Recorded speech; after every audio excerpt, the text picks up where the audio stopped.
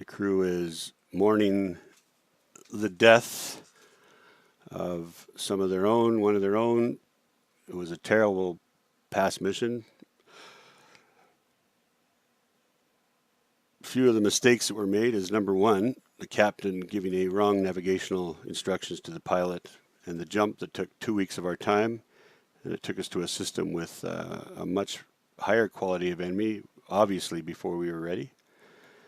Going into the mission before, well, actually we did wait for, we had the maximum tonnage of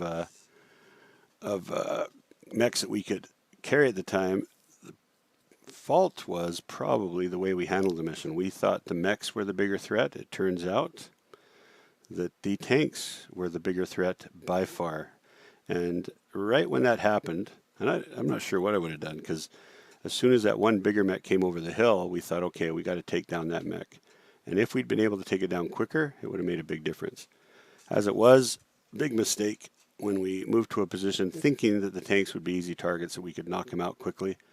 They weren't, and they had huge hitting power, and it cost us big time. So we're in a pretty bad situation, actually. We're in a system where we are way under ton. On top of that, our big mechs, we'll take a look. Let's take a look at what our condition our mechs are in. Well, here's an example. Here's the Vindicator that Chunker was driving. As you can see, no arms.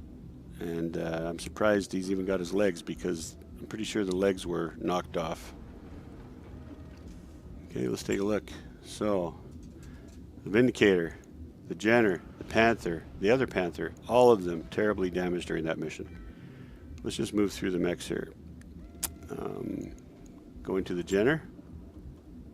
You can see it's missing an arm. It looks way better than it actually did in the fight. The Panther, missing an arm, shredded armor everywhere. Next Panther, same thing, shredded arm, damage everywhere. And we had to leave the mission, so we only got the goodwill payment, didn't get any salvage. Really a bad mission overall. Now, lost SRMs, SRM ammo, PPC. On the other one, lost a PPC. Those are huge losses. Those are hard to replace. Jump jets, large lasers. So all our long-range weapons went first. On the Vindicator, we lost everything. I don't even know how we're going to come back from this, but we obviously need to get out of system. So jump jets, medium lasers, the arm mods that we paid, that were supposed to help us so much with hand-to-hand combat. Medium lasers. So you probably, leg mods still have it. That's good. Terrible loss there. So you're probably thinking, okay, so if this is the condition the mechs are in, what happened to the pilots? Well, the mech company has been put on leave, we've all been told to stand down because we lost one of our pilots. We lost our best pilot, as a matter of fact. We lost... Ready for orders. Chunker's out for 95 days. If you see the battle in the previous mission 14, you'll see why he's out for 95 days. The way he was taken down was absolutely disastrous. Orders. Jumpman is out. At the very end of the battle, his mech going down was when we finally decided we need to bug out. He was the last one standing, actually. Matches got absolutely shredded, so both of them were out for 95 days. They both got taken apart in the battle. The sad thing is, one of the last mechs to be actually the tank came around the corner, had no idea what was on it. Obviously it had, I think it was one of the tanks that has 2 autocannon 20s. So as you'll notice, there is no Emperor in our roster right now. You go to this different room. This is the other room, the memorial wall, because the Emperor has died. He lasted in the dream of a lifetime to be a mech warrior. He got to join his friends and family. He had 11 deployments. He had 12 mech kills, 10 tank kills, and he lasted 156 days. He's the first casualty. A Demolisher, so that's 2 autocannon 20s. Demolisher came around the corner and put both autocannon 20s into him, and it was just too much, and he died. So sad day for the S.P.I.D.E.R mech company. Terrible day, actually. So we're not sure how we're going to recover from that, but we'll let it go at that. We're just going to end this video at this point. You know what condition we're in. We'll just do this real quick. We'll jump here. These missions are too much for, especially the present condition we're in. We barely could have won that other one, only if I had done things right. Did things wrong. Thought the tanks were the lesser threat. Also thought there might be a lance of 4 mechs coming over there. Ended up only being 2 mechs. Took them out, which gave us a little bit of a bonus. But we need to get out of this system. This is just too much for us. So looking at navigation, I think normal activity. We have to go someplace where we can recover somewhat. So right now, Hiberius is just too much for us. Let's look her up. Problem is, we're going to have to fly somewhere else where we can get missions that we can actually take. Luckily, there is the planet of Arn nearby. It looks like an easier world. It's got more of a temperate climate. So I think that's where we're going to go, and possibly to here next, and then we'll jump back into the higher type missions.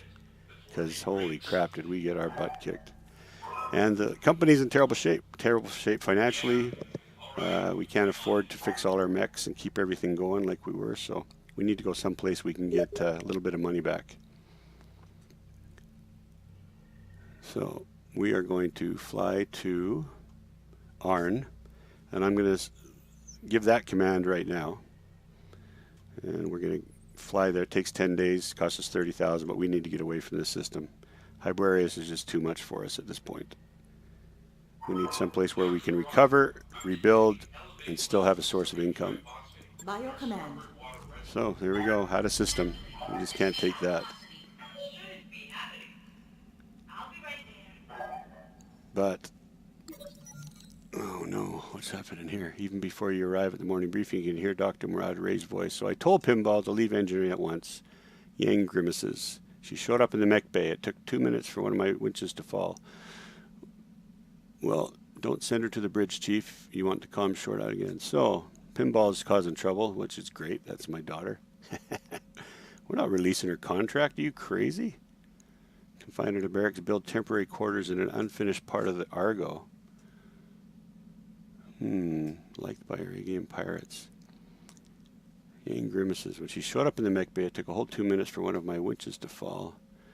Well, don't send her to the bridge. Darius, notice you stand in the doorway, explains. Commander, we have to do something about Pinball. She's a jinx. She's not a jinx.